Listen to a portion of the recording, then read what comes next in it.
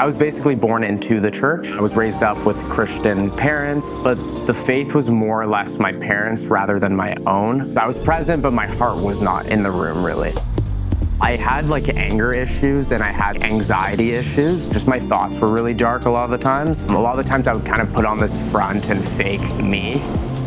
I was very much a selfish person too. It was very much like, how do I get wealthy? How do I get famous even? I want to build all these businesses, but I want the glory. I didn't have that rock to actually ground my identity in.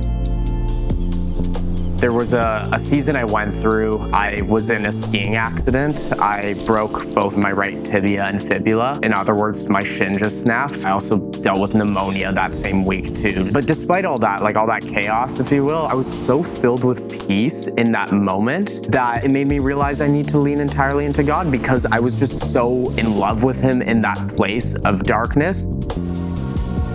Year after that injury, I had the opportunity to actually serve at Camp Yukon and be a cabin leader. I got asked to speak in front of some of these kids. At first, did not know how to accept that because I didn't really feel worthy in that moment to do so. But I had the opportunity to share to some of these kids. And after having done so, the pastor came up to me and had a word for me, which was a shepherd would often break the leg of their sheep when their sheep was being led astray and would carry the sheep on their back in the day. Not to say that God literally broke my leg, but He sure did use that opportunity the year before to pivot me.